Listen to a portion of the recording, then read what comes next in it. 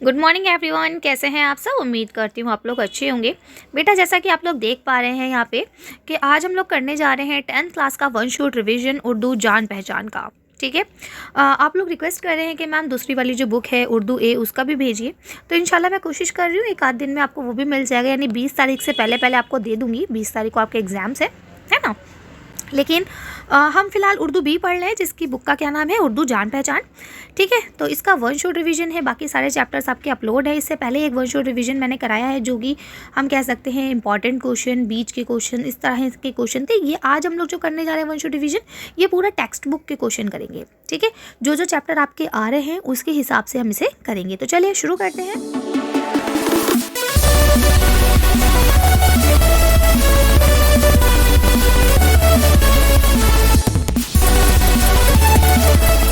अब देखिए, इसमें पहला जो चैप्टर है वो हमद है। ठीक है, तो हमद में आपकी जो नज़्म है, तो आपसे ये पूछ लिया जाता है कि भाई इसका मरकज़ी ख़याल बताइए।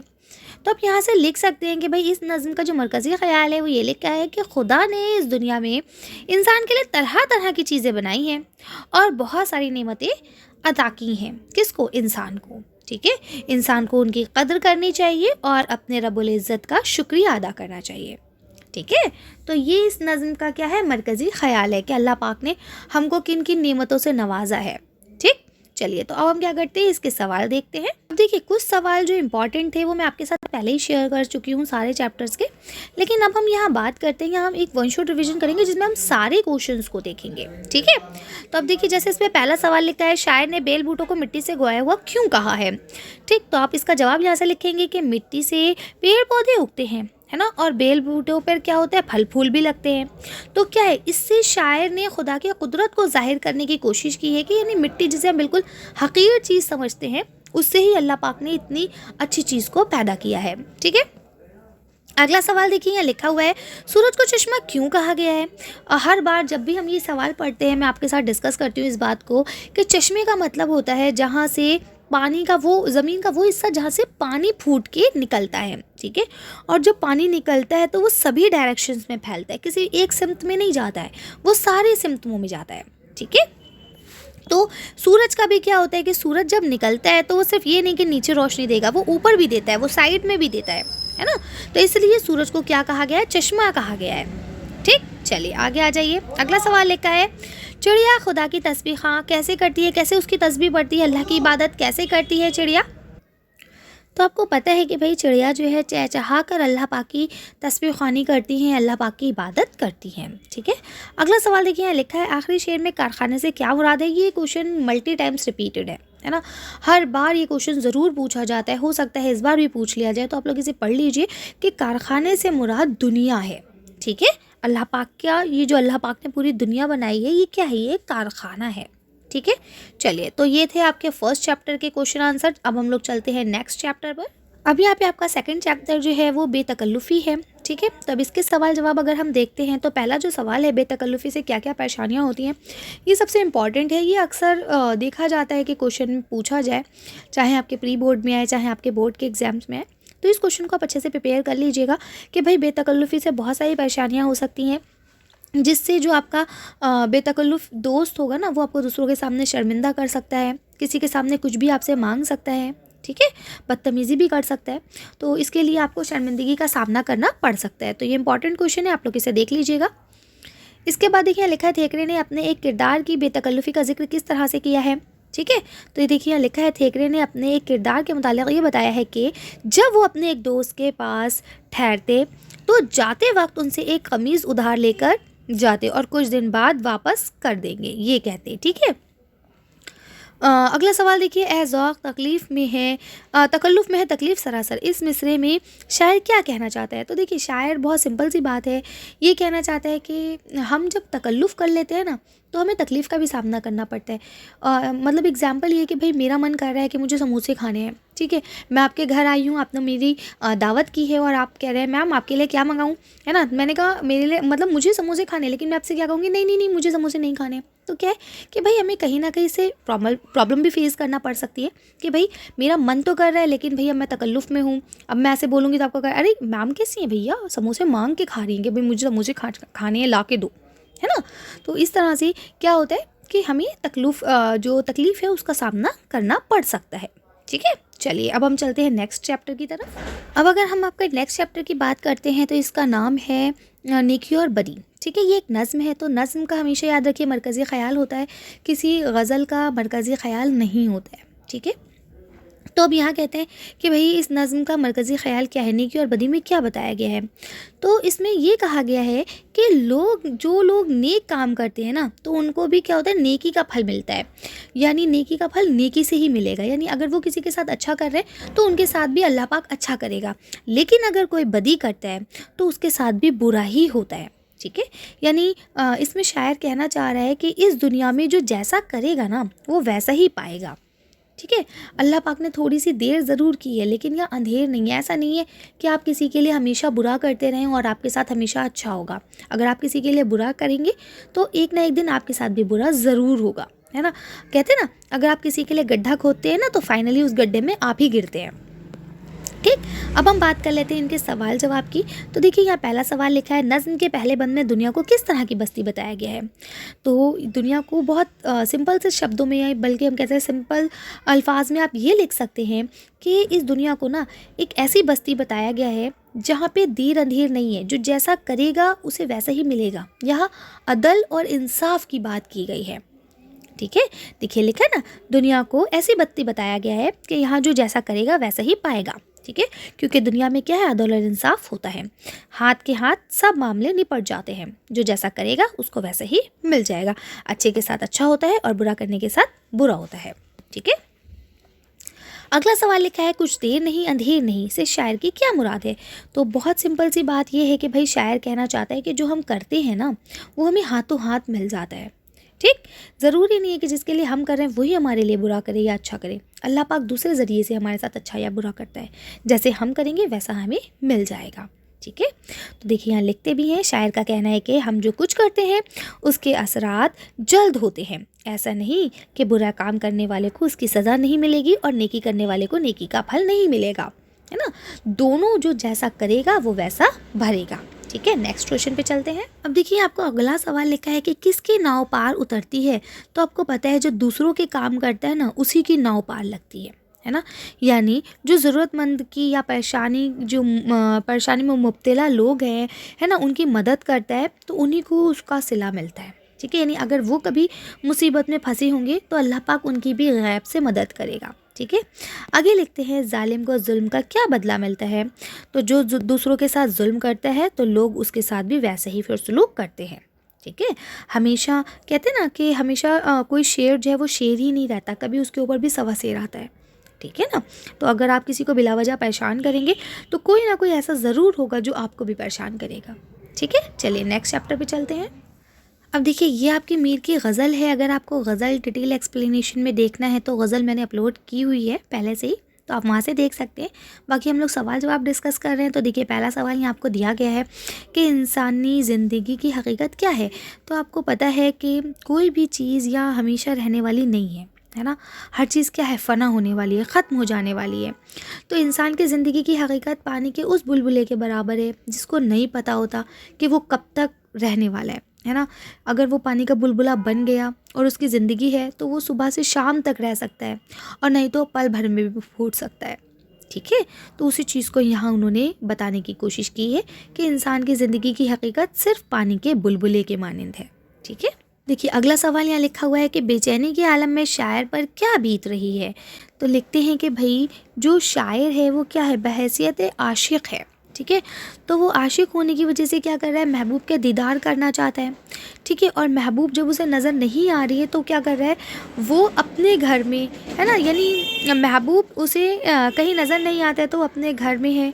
ठीक है, चनांचे वो दीदार के लिए क्या कर रहा है, बेचैन हो रहा है ना, और उसके दरवाजे पर क्या है, बार बार जा रहा है और वापस आ रहा है। ठीक है, अगला सवाल देखिए लिखा हुआ है कि शेर में खाना ख़राब किसे कहा गया है। तो शेर में खाना ख़राब जो है वो शायर को ही कहा गया है ना। खाना ख़राब किसे कहते हैं, उसको कहते हैं जिसका घर बर्बाद हो गया हो, यानी आशिक। ठीक है, एक आशिक जो होता है वो दुनिया से बेनियाज हो जाता है। ठीक है, फिर ज़रूरी नहीं है कि वो दुनियावी इश्क में मुब्तला हो या अल्लाह पाक के इश्क में मुब्तला हो। ठीक है, चलिए आगे चलते हैं। अब देखिए आपका जो अगला सबक है वो है ज़बानों का घर हिंदुस्तान, है ना। तो चलिए इसके सवाल जवाब भी हम लोग देख लेते हैं कि ज़बानों के घर हिंदुस्तान में क्या सवाल जवाब है। इसके अलावा बेटा जो भी चैप्टर आपको पढ़ना है, क्योंकि अभी आपके पास टाइम है 5-7 दिन का, ठीक है, तो आप लोग डिटेल एक्सप्लेनेशन भी पढ़ सकते हैं।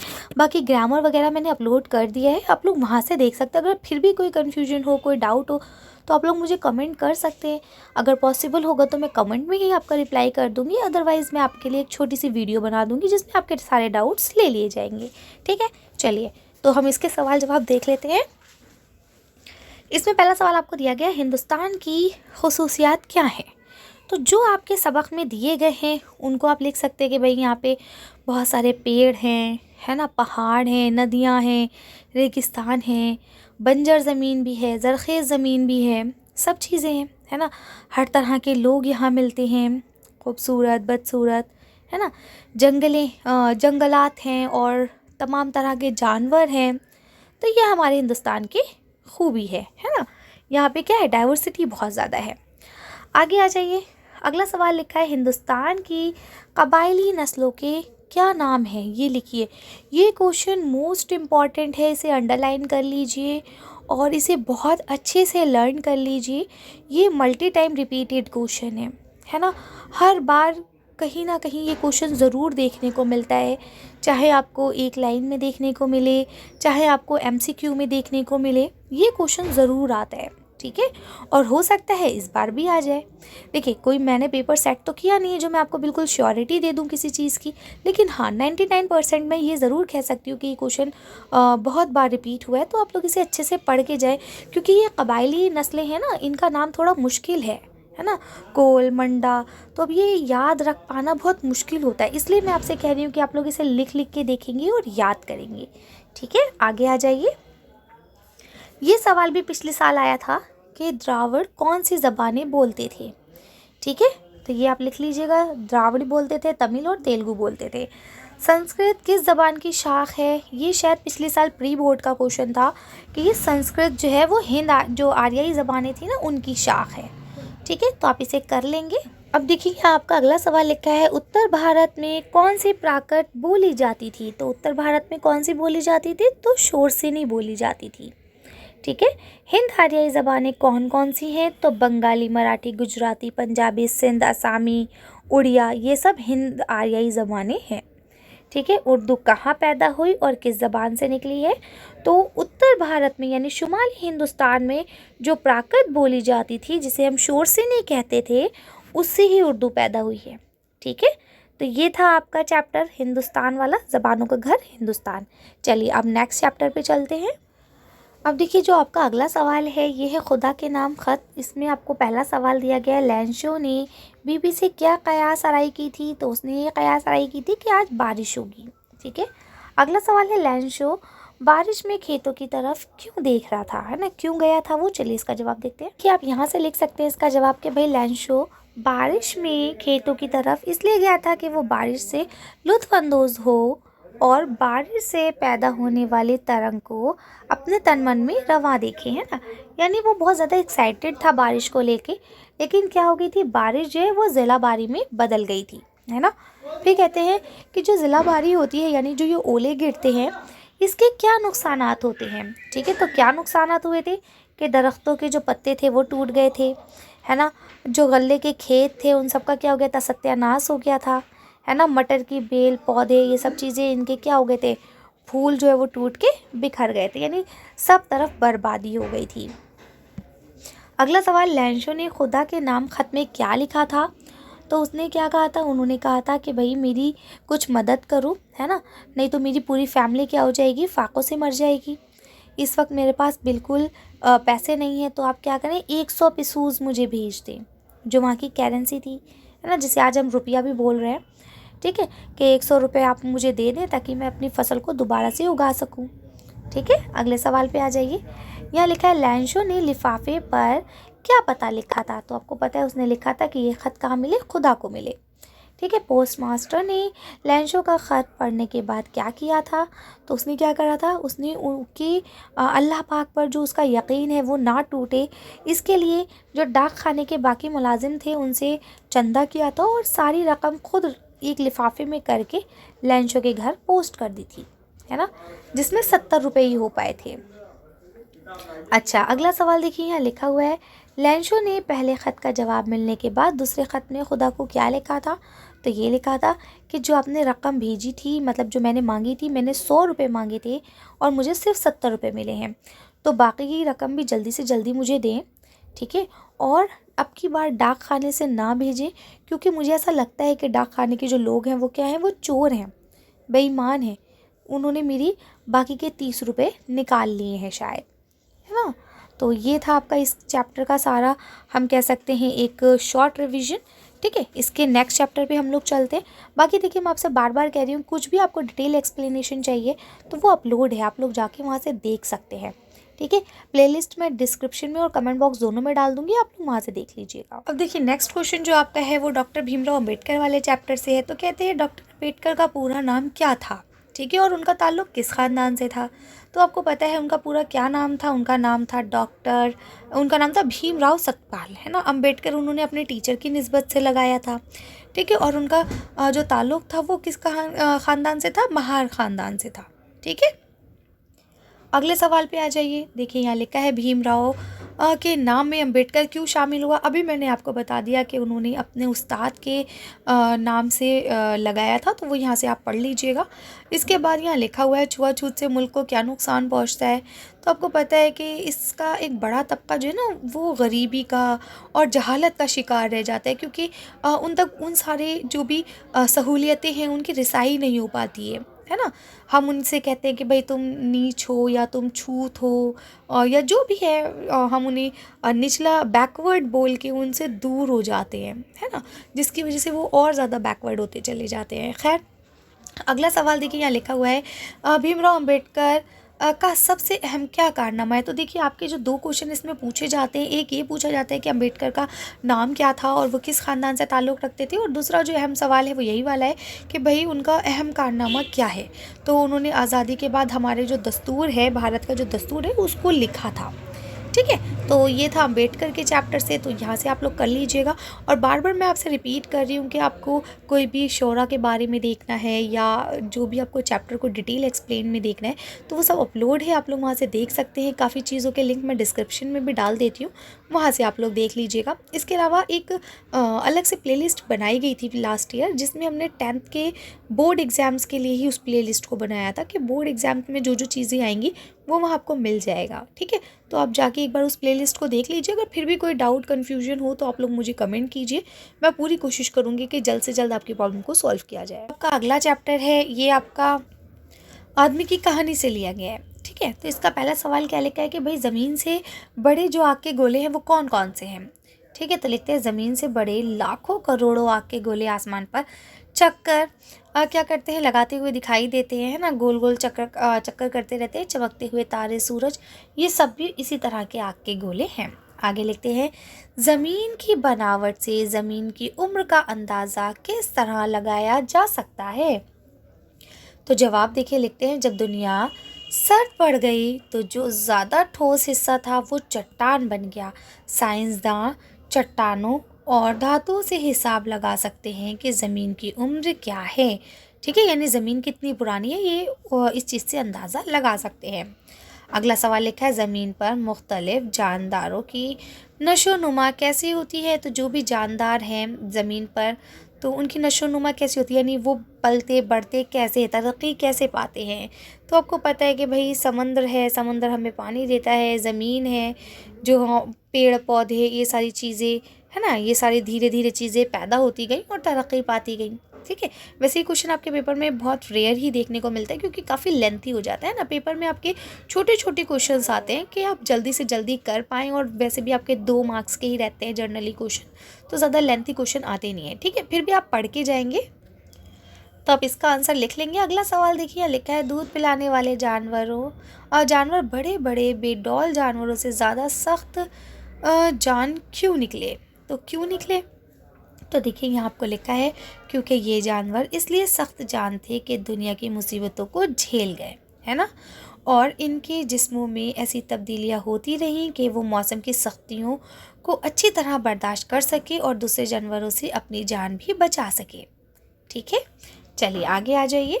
अगला सवाल लिखा है, ज़मीन के बर्फस्तान बन जाने पर जानदारों का क्या हाल हुआ।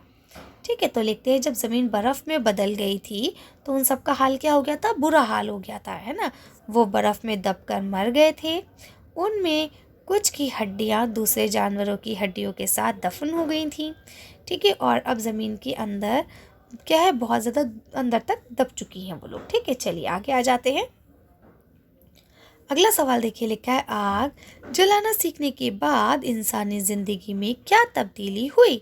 तो देखिए, जब इंसान ने आग जलाना सीख ली तो देखिए खाना भी वो पका के खाने लगा, सर्दी के मौसम में अपने आप को बचा सकता था, है ना। जानवरों से अपने आप को बचा सकता था, क्योंकि जानवर जो है वो आग से डरते हैं। ठीक है, तो बहुत सारी चीज़ें हैं जो आप लिख सकते हैं, बाकी आंसर आपके सामने है, आप लोग देख सकते हैं। अब देखिए, ये आपका अगला सबक जो है ये गालिब की गज़ल है। ठीक है, तो इसमें पहला सवाल लिखा है, कोई सूरत नज़र नहीं आती से क्या मुराद है। देखिए, सूरत का मतलब सिर्फ चेहरा नहीं होता है, सूरत का मतलब कभी कदार क्या होता है कि कोई तरकीब, कोई आइडिया, कोई रास्ता, है ना। यानी किसी मसले का कोई हल हमें दिख ही नहीं रहा है कि इसको कैसे सॉल्व करें, है ना। कोई तरकीब सूझ ही नहीं रही है हमें। ठीक है, तो उसको कह रहे हैं कि भाई हमें कोई ऐसी मुश्किल हमारे सामने पेश आ गई जिसकी हमें जिसका सॉल्यूशन हमें नहीं मिल पा रहा है ना, कि हम उसे कैसे सॉल्व करें। इसके लिए कोई हमें पैटर्न, कोई सॉल्यूशन नहीं मिल रहा है। ठीक है, इसी को ही गालिब ने कहा है कि कोई सूरत नज़र नहीं आती। ठीक है, यानी हम बच सकें या अपने मकसद में कामयाब हो सकें। ठीक है ना, क्योंकि अगर इसका दूसरा मिसरा पढ़ेंगे तो आपको बात और क्लियर हो जाएगी। बाकी मैं आपसे बार बार कह रही हूँ, ये गज़ल वगैरह डिटेल में एक्सप्लेन करके कि किस में क्या सनत है, किस में किस चीज़ का इस्तेमाल किया गया है ना, सारी चीज़ें अपलोड हैं। आप लोग एक बार देख लेंगे तो एग्ज़ाम आपका और अच्छे से हो जाएगा, क्योंकि 10th क्लास के मार्क्स हमेशा सबसे आगे रहते हैं, है ना। तो अपना बेस्ट दीजिए, और उर्दू वैसे भी आपकी परसेंटेज को हाई करने में मदद करती है। अगर आप उर्दू में बहुत अच्छा करके आते हैं तो कहीं ना कहीं टोटल नंबर में आपकी परसेंटेज बहुत हाई कर देता है उर्दू। ठीक है, तो इसलिए थोड़ा आप इस पे अच्छे से फोकस करें। अगला लिखा है, दूसरे शेर का मफ़हूम बयान कीजिए। अब अगर आपने दूसरा शेर पढ़ा होगा तो आप उसका मफ़हूम बयान कर सकते हैं, अगर नहीं पढ़ा है तो एग्ज़ाम में आपको बाकायदा शेर लिख के दिया जाएगा और फिर कहा जाएगा कि इस शेर का मफ़हूम बयान कीजिए। ठीक है, तो देखिए यहाँ लिखते हैं, इसका मफ़हूम ये है कि मौत का एक वक्त मुकर्रर है, यानी इंसान पैदा भी नहीं होता है उससे पहले ही अल्लाह पाक ये लिख देता है कि वो इंसान मरेगा कब, है ना। लेकिन हमें इसी कश्मोकश में, हम कह सकते हैं इसी टेंशन में रात भर नींद ही नहीं आती है कि कहीं ऐसा ना हो कि हम सोएं और सोते ही रह जाएं, है ना। तो कहने का मतलब ये है कि मौत का एक दिन तय है, मुकर्रर है, उसके बावजूद हमें नींद क्यों नहीं आ रही, यानी हम चैन से क्यों नहीं जी रहे हैं। जितना अल्लाह पाक ने ज़िंदगी जी दी है उतनी तो अच्छे से जी लें, है ना। क्या मौत की फ़िक्र करके हम जो अल्लाह पाक ने ज़िंदगी दी है उसको भी ज़ाया कर रहे हैं। ठीक है, चलिए आगे चलते हैं। तो इसका पूरा आप लोग लिख लीजिएगा। इसके बाद लास्ट सवाल देखिए, यहाँ लिखा है, काबा जाने से शायर को शर्म क्यों आ रही है। तो इसलिए शर्म आ रही है कि जो चीज़ें अल्लाह पाक ने मना की हैं शायर वो सारी चीज़ें कर रहा है ना। गालिब शराब भी पीते थे, जुआ भी खेलते थे, A to Z सारी हरकतें उनके अंदर थी। तो कहते हैं कि भाई जब अल्लाह पाक के बताए हुए रास्ते पे तुम नहीं चल सकते तो जाहिर सी बात है ना, अल्लाह पाक के सामने खड़े होने में तुम्हें शर्म आएगी कि अल्लाह पाक ने जो चीज़ मना करी है वो सारे फेल तो हम कर रहे हैं, है ना। तो उसी लिए यहाँ पे बात कहते हैं कि काबा किस मुंह से जाओगे गालिब, शर्म तुमको मगर नहीं आती। ठीक है, चलिए नेक्स्ट चैप्टर पे चलते हैं। अब देखिए, ये आपका अगला सवाल जो है ये आपका सबक है इंटरनेट वाला, है ना। तो ये यहाँ से लिया गया। अब आप इसको देख लीजिएगा, इसके क्वेश्चन काफ़ी लंबे हैं और पेपर में बहुत कम से ही देखने को मिलते हैं। ठीक है, लेकिन जैसे अब ये वाला क्वेश्चन जो आपको दूसरा वाला सवाल है कि भाई इंटरनेट किस तरह काम करता है, ये क्वेश्चन शॉर्ट नोट में अक्सर आ जाता है कि भाई थोड़ा सा आप लिखिए इसके बारे में, तो आप ये सारी चीज़ें जानते हैं कि इंटरनेट क्या है और किस तरह से काम करता है। बाकी आंसर आपके सामने है, आप लोग यहाँ से पढ़ सकते हैं और लिख सकते हैं।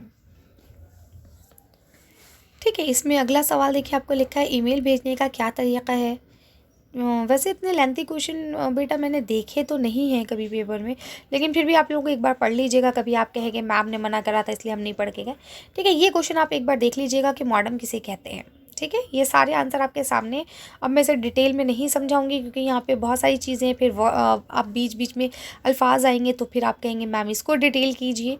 तो इस सारे पूरे चैप्टर को मैंने डिटेल एक्सप्लेनेशन के साथ समझा रखा है, अगर आपको देखना है तो आप वहाँ जाके देख लीजिए एक बार। ठीक है, ठीक है, इस चैप्टर के सारे ही क्वेश्चन ऑलमोस्ट लेंथी हैं। ठीक है, अब आप लोग इसे देख लीजिएगा। हाँ, ये क्वेश्चन पूछा जा सकता है कि भाई इंटरनेट से तुलबा को क्या फ़ायदा है। तो तुलबा को ये फ़ायदा है कि भाई आपको आसानी से बहुत सारी किताबें अवेलेबल हो जाती हैं, है ना, जिसके लिए आपको कहीं जाने की ज़रूरत नहीं पड़ती है। और भी बहुत सारी चीज़ें हैं कि कोई भी टॉपिक आप एक सेकंड में देख सकते हैं, कोई वर्ड है उसका मीनिंग आप देख सकते हैं, कैलकुलेशन, ये सारी चीज़ें बहुत जल्दी जल्दी आप कर सकते हैं, अपनी चीज़ों को महफूज रख सकते हैं। ठीक है, तो ये था आपका इंटरनेट चैप्टर। अब चलते हैं नेक्स्ट चैप्टर की तरफ। देखिए बेटा, जो चैप्टर बीच में नहीं आ रहे हैं उन सबको हटा दिया गया है। अभी आपका अगला सबक जो है ये इकबाल की नज़्म है, पहाड़ और गिलहरी। और नज़्म का आपको पता है कि भाई मरकज़ी ख़याल होता है, और आप लोग ने कमेंट भी किया है कि मैम मरकज़ी ख़याल कराइए। तो देखिए, जितनी भी नज़में आपके चैप्टर में हैं, मतलब सिलेबस में शामिल हैं, सबकी मैंने मरकज़ी ख़याल करवा दिए हैं। एक बार इस वीडियो को आप शुरू से देख लीजिए अगर आपने नहीं देखा हो तो। ठीक है, अब देखिए यहाँ पे आपका जो अगला है नज़्म, ये आपकी नज़्म है इकबाल की पहाड़ और गिलहरी। तो इस नज़्म का अगर हम मरकज़ी ख़याल की बात करें तो कहते हैं, इकबाल ने अपनी नज़्म एक पहाड़ और गिलहरी में दोनों के मुकालमों को पेश किया है। मुकालमा मतलब होता है दोनों का बात करने का अंदाज़, है ना, दोनों के डायलॉग्स को पेश किया है और ये बताने की कोशिश की है कि इस कायनात में हर शय अपनी जगह अहम है। यानी छोटी से छोटी चीज़, बड़ी से बड़ी चीज़, सबकी अहमियत है ना। आप ये नहीं कह सकते कि अरे ये तो बहुत बड़ी है बेकार है, या ये बहुत छोटी है इसलिए बेकार है। ठीक है, कोई भी चीज़ छोटी हो या बड़ी हो, हर चीज़ की अहमियत और अफादियत है। कुदरत के इस कारखाने में ना तो कोई चीज़ निकम्मी है यानी बेकार है, और ना ही कोई चीज़ बड़ी है। खुदा ने हर चीज़ को मसलिहत और हिकमत के तहत बनाया है ना। एक छोटी सी चींटी भी होती है ना, तो अल्लाह पाक ने उसके अंदर भी कुछ ना कुछ हिकमत रखा है और उसको बनाया है। अगर वो चींटी नहीं होती तो बहुत सारे हमारे नुकसान हो सकते थे। ठीक है, इस तरह से इस नज़्म के ज़रिए इकबाल ने ऊंच नीच के जो चल रहा था ना, उससे दूर रहने का बात की है, दरस दी है। दरस मतलब होता है सबक देना। ठीक है, समझाया है बच्चों को कि हमें किसी के साथ ऊंचा नीचा, बड़े छोटे, इसका इस तरह का व्यवहार नहीं करना चाहिए। ठीक है, अब अगले सवाल पे आप आ जाइए। तो देखिए, यहाँ आपको सवाल दिया गया है, पहाड़ ने गिलहरी से डूब मरने को क्यों कहा। तो देखिए, लिखते हैं, पहाड़ को अपने वजूद पर बड़ा नाज था, है ना, इसलिए उसने क्या कहा, गिलहरी से कहा कि तू छोटी है और छोटी होने की वजह से तुझे जीने का कोई हक नहीं है। तुझे शर्म आना चाहिए कि तू छोटी हो, तू डूब जाके मर जा, जाके डूब के, है ना, क्योंकि अल्लाह पाक ने तुझे क्या बनाया है, छोटा बनाया है। आगे लिखते हैं, गिलहरी ने पहाड़ को क्या जवाब दिया। तो गिलहरी ने जवाब दिया कि भैया ये जो ऊंच नीच की बातें हैं ना, ये तू जहन से निकाल दे। ठीक है, अगर तू बड़ा है तो क्या हुआ, ज़रा ये छालिया ही कतर के दिखा दे, है ना। क्यों, क्योंकि पहाड़ बड़ा होता है लेकिन वो अपनी जगह से हिल नहीं सकता, लेकिन गिलहरी छोटी होती है और वो तमाम काम कर सकती है ना। इसलिए इस दुनिया में कोई भी चीज़ निकम्मी नहीं है, सबका अपना अपना वजूद है, अपनी अपनी अहमियत है। अगला सवाल लिखते हैं, पहाड़ ने अपनी बड़ाई में क्या कहा। तो पहाड़ ने अपनी बड़ाई में ये कहा था कि भाई मैं इतना लंबा चौड़ा आलीशान, खुदा की शान है ना, कि मैं कितना बड़ा हूँ। ठीक है, और देखिए लिखा है ना, यहाँ देखिए लिखा है, पहाड़ ने कहा कि मेरे आगे तो क्या ज़मीन भी की कोई हैसियत नहीं रखती, है ना। ये तो खुदा की शान है कि बेहकीकत चीज़ों को भी क्या कर दिया, उसने मौका दे दिया है, वरना तू कहाँ और मैं कहाँ, है ना। यानी उसने अपनी बड़ाई करी थी और किसकी बुराई करी थी, गिलहरी की। अगला सवाल देखिए, लिखा है, किन बातों से खुदा की कुदरत का पता चलता है। तो दुनिया की छोटी बड़ी हर चीज़ को देखकर खुदा की कुदरत का पता चलता है ना, कि अल्लाह पाक ने कैसे तमाम चीज़ों को बनाया है। सब एक दूसरे से जुदा है, सबका अलग अलग अहमियत है। अगला सवाल देखिए, लिखा है, गिलहरी को गिलहरी ऐसा कौन सा काम कर सकती है जो पहाड़ के बस में नहीं है ना।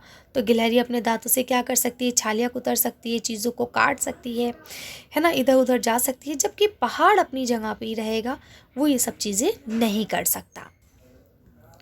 अब देखिए, ये आपका सबक है रज़िया सुल्तान का। तो लिखते हैं, रज़िया सुल्तान की खूबियाँ क्या थी। तो आपको पता है वो मेहनती थी, होशियार थी, है ना, ज़हीन थी। ठीक, तो ये आपसे देख लेंगे आप लोग। अगर लिखा है, रुकुनुद्दीन किसका बेटा था और उसे किसने मारा था। तो यहाँ देखिए लिखे हैं कि रुकुनुद्दीन जो थे वो अल्तमिश के बड़े बेटे थे, है ना, और उन्हें किसने मारा था, तुर्कों ने मार दिया था। जो अल्तुमिश थे बादशाह, उनकी वसीयत क्या थी? तो उनकी वसीयत ये थी कि मेरे मरने के बाद मेरी बेटी को शहज़ादी बनाया जाए, ना कि बेटों को, है ना? यानी रज़िया सुल्तान को दिल्ली की हुकूमत दे दी जाए। अगला सवाल देखिए, लिखा है तख्त नशीनी के बाद रज़िया ने क्या अहद किया था? तो उन्होंने अहद किया था कि मैं अवाम की भलाई और सल्तनत की तरक्की के लिए काम करती रहूँगी, है ना? और उस वक्त तक चैन से नहीं बैठूंगी जब तक ये साबित ना कर दूँ कि मैं भी मर्दों से कम नहीं हूँ। अगला सवाल लिखा है रज़िया ने मीर आखोर का ओहद किसे दिया था? तो किसे दिया था? तो यहाँ पे आपको लिखा है एक हबशी गुलाम याकूत थे, उनको दिया था। रज़िया की फ़ौज का मुकाबला किससे हुआ था? तो रज़िया की फ़ौज का जो मुकाबला था वो तूनिया की फ़ौज से हुआ था। ठीक है, इसके बाद लास्ट सवाल आपका, ये अक्सर पेपर में पूछा गया है कि रज़िया सुल्तान ने कितने बरस हुकूमत की थी? तो 3.5 बरस हुकूमत की थी। ये टिक मार्क में भी पूछा जाता है और वन वर्ड में भी पूछा जाता है, तो इसे अच्छे से याद कर लीजिएगा। और एक क्वेश्चन और भी पूछा जाता है कि रज़िया की शादी किससे हुई थी? ठीक है, तो वो आप सबक से एक बार देख लीजिएगा। अब देखिए, ये आपका काट के घोड़े के सबक से लिया गया है। तो लिखा है बंधु को काट का घोड़ा क्यों कहा गया है? तो बंधु अपनी ज़िंदगी में कुछ ना कर सका और वो नाकाम रहा, इसलिए उसे काट का घोड़ा कहा गया है। ठीक है, अगला सवाल देखिए, लिखा है बंधु की सुस्त रफ्तारी का असर किन किन लोगों पर हुआ? तो आप यहाँ से देख पा रहे हैं कि किन किन लोगों के ऊपर हुआ था। ठीक है, अगला सवाल देखिए, यहाँ लिखा हुआ है, मतलब देखिए आप पढ़ लेंगे ना कि इंजीनियरों पे, फौजियों पर, औरतों पे, कॉलेज स्कूल के बच्चों पर। ठीक है, ये सब आप देख लीजिएगा। लिखते हैं वज़ीर की बेचैनी का सबब क्या था? तो वज़ीर को एक गैर मुल्की वफ़द से मुलाकात करनी थी। ठीक है, और उसे देर हो जाने की वजह से उसे बेचैनी हो रही थी कि मतलब मुझे जल्दी से जाना है और टाइम का पंचुअल होना है, लेकिन ये तो कहीं ना कहीं मुझे देर करवा रहा है। आगे लिखा है कारोबार के लिए पल के मायने लाखों के घाटे के क्यों होते हैं? तो ऐसा इसलिए होता है बेटा, क्योंकि ज़रा सी देर से भी क्या होता है, तमाम लोगों का नुकसान हो सकता है। तो इसलिए अगर 1 सेकंड का भी देरी होती है ना, तो लाखों करोड़ों रुपए का नुकसान हो सकता है। ठीक है, आगे देखिए, लिखा है चंदू के बारे में बंधु के जहन में क्या ख्याल आया? तो देखिए यहाँ लिखा है चंदू के बारे में बंधु ने सोचा कि बड़ा होने के बाद चंदू को भी इसी तरह कांट का घोड़ा बनना पड़ेगा, उसे भी इसी तरह ठेला खींचना होगा। अगला सवाल लिखा है ठीक है, तो यहाँ लिखा हुआ है पैरों में पहिया लगवाने से बंदू की क्या मुराद थी? तो पैरों में पहिया लगवाने से बंदू की मुराद ये थी कि ज़िंदगी की तेज़ रफ्तारी, यानी ज़िंदगी में तरक्की करना। अब देखिए, ये आपकी एक नज़्म है, ए शरीफ इंसानों। ठीक है, तो ये उसका मरकज़ी ख़्याल है। तो लिखते हैं कि इस नज़्म में शायर ने अमन आलम को मौजू बनाया है और बताया है कि जंग किसी भी मसले का हल नहीं है, बल्कि जंग तो ढेर सारे मसले खुद पैदा करती है ना? जब जंग होती है तो कितने मसाइल पैदा हो जाते हैं, ये आप सब भी जानते हैं, है ना? अभी हमारे सामने ही सारे मामलात पेश आ चुके हैं, हम लोग देख रहे हैं चीज़ें, है ना? न्यूज़ से और हम कह सकते हैं यूट्यूब से सारी चीज़ें हम लोग देख पाते हैं। तो लिखते हैं इसलिए जहाँ तक मुमकिन हो जंग से गुरेज ही करना चाहिए। गुरेज करना मतलब होता है परहेज़ करना, जंग से बच के रहना। ठीक है, जंग मशरक़ में हो या मगरिब में हो, इससे अमन आलम मजरूह होता है। यानी जंग कहीं पे भी हो, ज़रूरी नहीं है कि इंडिया में जंग होगी तो ही हम परेशान होंगे। जंग कहीं पे भी हो, हम परेशान होंगे ही होंगे, है ना? चाहे डायरेक्ट असर पड़े, चाहे इनडायरेक्ट असर पड़े, सबके ऊपर असर पड़ता है। ठीक है, जंग से कोई हल नहीं निकलता, बल्कि जंग तो बेशुमार मसले खुद लेकर आती। इसलिए जहाँ तक हो सके जंग को टालना जाए तो ही बेहतर होगा। ठीक है, ये चीज़ इस नस्म में बताई गई है। चलिए अब हम इसके सवालात देखते हैं। अब देखिए, इसमें पहला सवाल लिखा है रूहे तामीर के ज़ख्म खाने से शाहिद की क्या मुराद है? तो देखिए लिखते हैं जंग से मतलब हर तरफ क्या हो जाता है, ख़राबी पैदा हो जाती है ना? तो ये क्या है, जो तामीर की क्या है, ज़िद है।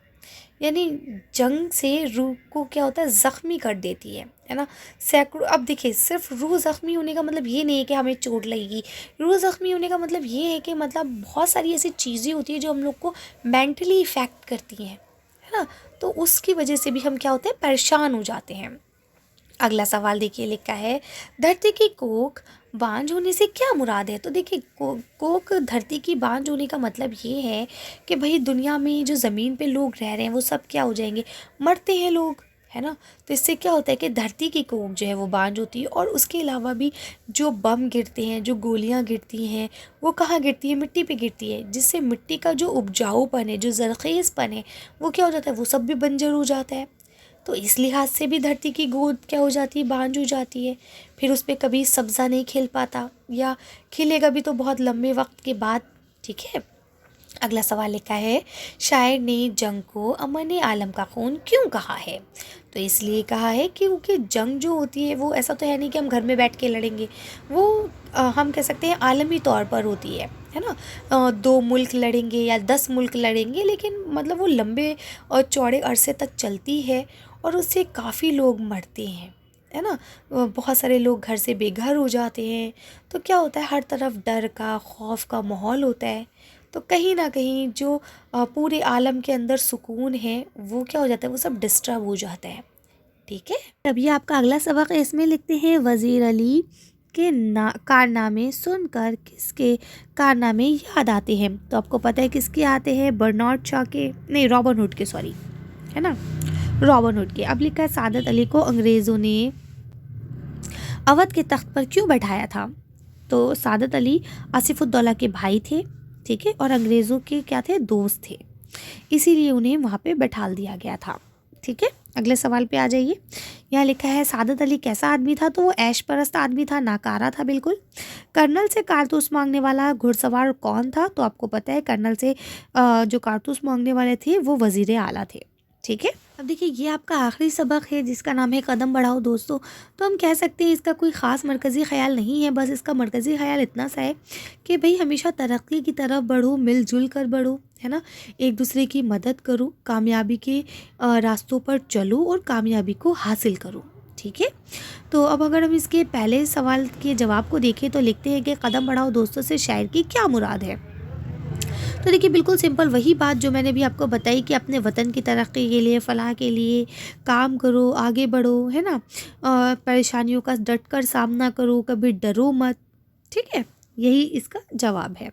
अगले सवाल पे आ जाइए। देखिए, यहाँ लिखा है, पहाड़ और गार को निगाह में ना लाने का क्या मतलब है? तो देखिए, पहाड़ और गार जो है ना, ये बहुत बड़े तौर पर माने जाते हैं, है ना। ये रुकावट की अलामत है ना। कहते अरे उसके रास्ते में तो पहाड़ आ गए, यानी पहाड़ रियल में पहाड़ नहीं आए, यानी वहाँ पे कुछ ऐसी मुश्किलें आ गई जिसे वो बेचारा फेस नहीं कर पा रहा है या कर पा रही है। ठीक है। लेकिन यहाँ कहते हैं कि उन्हें नज़र में नहीं लाना है। नज़र में नहीं लाने का मतलब ये होता है कि उनको, अगर तुम्हारे रास्ते में कोई रुकावटें, कोई परेशानियाँ आ रही है ना, तो उनका डटकर मुकाबला करो और उनको बिल्कुल हवा की मानिंद उड़ा दो, फूंक मार के, है ना। उनसे डरने की या उनसे घबराने की या उनसे डरकर हार मानने की आपको कोई ज़रूरत नहीं है। ठीक है। अगला देखिए, यहाँ लिखा है, बाकी देखिए आंसर यहाँ आप लोग पढ़ सकते हैं, देख सकते हैं और लिख भी सकते हैं। ठीक है। अब मैं अगर बिल्कुल डिटेल एक्सप्लेनेशन करूँगी तो बहुत लंबी वीडियो हो जाएगी। खैर, अब देखिए लिखा है, इस नज़्म के ज़रिए शायर ने क्या पैगाम दिया है? तो देखिए, इस नज़्म में बस यही बात कही गई है कि अपने वतन से प्यार करो, वतन परस्ती करो, है ना। वतन की तरक्की के लिए काम करो, कुछ ऐसा मत करो जिससे हमारे वतन की बदनामी हो या हमारे वतन के ऊपर कोई उंगली उठाए। ठीक है ना। तो हमेशा अपने वतन की और अपनी तरक्की, देखिए जब आप अपनी वतन की तरक्की सोचेंगे ना, तो कहीं ना कहीं उसमें आपकी तरक्की अपने आप हो जाएगी। और अगर आप अपनी तरक्की सोच रहे हैं तो कहीं ना कहीं वतन की तरक्की भी आप कर रहे हैं। ठीक है। लेकिन कभी भी हम कहते हैं ना, इस तरह से हमें नहीं करना है कि लालची होके हम काम करें। ठीक है। बिल्कुल फ्री होके काम करना है, और अगर हमें लगता है कि किसी को हमारी मदद की ज़रूरत है तो हमें उसकी मदद करनी चाहिए, बिना लालच, बिना गर्ज। ठीक है। चलिए, तो ये था आपका वन शॉट रिवीजन। उम्मीद करती हूँ कि स्पीड वगैरह नॉर्मल रही होगी। अगर आप स्पीड बढ़ाकर देखना चाहें तो भी आप देख सकते हैं, सेटिंग में जाके 2x कर सकते हैं, स्पीड को बढ़ा के भी देख सकते हैं। अब भी अगर कोई डाउट, कोई कन्फ्यूजन हो तो आप लोग मुझे कमेंट कर सकते हैं। बाकी सारी चीज़ें आपको डिटेल के साथ पढ़ाई जा चुकी हैं। प्लेलिस्ट में जाएँ, उन्हें देखें। Previous question paper, pre board के, बोर्ड के, वो सब भी बहुत पहले अपलोड किए जा चुके थे। आप लोग अगर चाहें तो वो भी देख सकते हैं। चलिए, मिलते हैं नेक्स्ट वीडियो में। आप लोग अच्छे से पेपर कीजिएगा, ऑल द बेस्ट। और पेपर करने के बाद कमेंट ज़रूर कीजिएगा कि आपका पेपर कैसा रहा।